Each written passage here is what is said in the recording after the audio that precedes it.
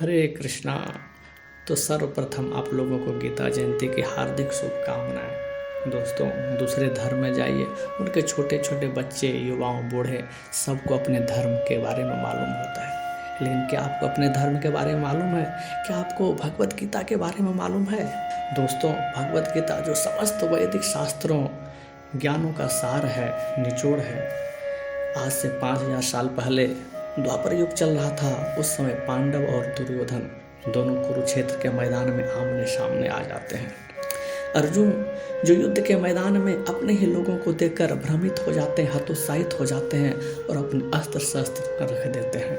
श्री कृष्ण जो उस समय वहाँ सारथी के रूप में अर्जुन के साथ मौजूद थे, उन्होंने इस परिस्थिति को देखा। आने वाले कलयुग के लोगों को जो प्रायः धर्म सत्य का रास्ता छोड़ चुके होंगे, वेद शास्त्र का अध्ययन से दिग्भ्रमित हो जाएंगे, मन से अशांत रहेंगे, उनके कल्याण के लिए दोनों सेनाओं के मध्य में भगवत गीता रूपी इस गीत को गाया। जिस तरह से हम कोई मशीन खरीदते हैं तो उसके साथ एक मैनुअल देता है, उसी प्रकार से ये जब हमारा मनुष्य जीवन हुआ है तो उसके साथ मैनुअल क्या है मालूम है? वो है भगवत गीता।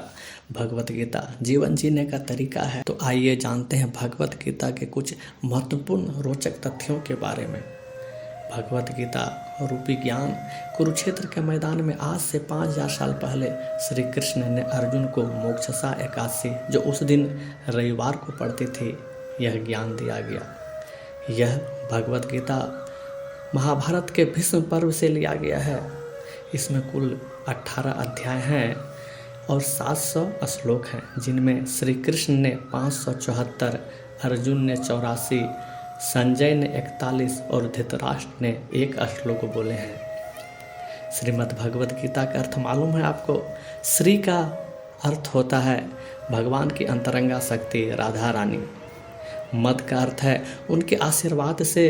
भगवत का अर्थ है स्वयं भगवान श्री कृष्ण और गीता यानी कि गीत, यानी कि यह कुरुक्षेत्र के मैदान में भगवत गीता जो गीत गाए हैं, उनके मुख से जो गान निकला है। और कहते हैं ये भगवत गीता को जो ग्रहण करता है, वास्तव में उसको राधा रानी की कृपा प्राप्त होती है। महाभारत का यह युद्ध कुरुक्षेत्र के मैदान में 18 दिनों तक चला था और इस युद्ध के मैदान में पांडवों के साथ 7 अक्षौहिणी सेना और दुर्योधन के पास 11 अक्षौहिणी सेना थी। और जिस ज्ञान को समझने में बड़े बड़े ऋषियों मुनियों को हजारों साल लगते हैं, भगवान ने वह गीता मात्र 48 मिनट में अर्जुन को दिया था।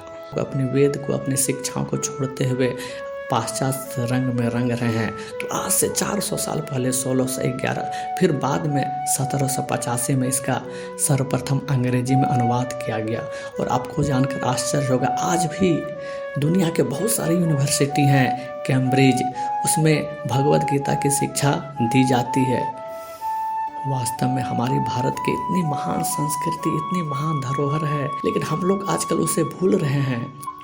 आपको यह जानकर आश्चर्य होगा कि भगवत गीता के 100 से ज़्यादा भाषाओं में अनुवाद हो चुका है और विश्व के हर कोने कोने में भगवत गीता पहुंच रही है। और इसका सारा श्रेय ऐसी भक्तिवेदांत स्वामी प्रभुपाद को जाता है। दोस्तों, जहाँ हम अपने घर में बड़े आराम से बैठे रहते हैं, एसी की हवा खाते हैं, टीवी देखते हैं, तो आप खिड़की से नज़र देखिएगा कि कुछ लोग हैं जो सड़क पर जाते हैं, भगवत गीता का वितरण करते हैं। उन्हें धूप लगती है, धुआं धूल सभी खाते हैं, लेकिन फिर भी हर एक व्यक्ति के पास जाकर अनुपम संस्कृति है, अनुपम उपहार है, उसको हर एक व्यक्ति तक वो पहुँचाते हैं। तो आइए इस महापर्व में सभी शामिल हों और इस भगवत गीता जयंती के अवसर पर आप भी कम से कम 1 श्लोक जरूर पढ़ें और इस महान पवित्र ग्रंथ श्रीमद् भगवत गीता को अपने घर जरूर लाएं और अपने जो आस पड़ोस के हैं, जो आपके रिश्तेदार हैं, निश्चित रूप से उसको भी भगवत गीता जरूर दिलवाएं। हरे कृष्णा।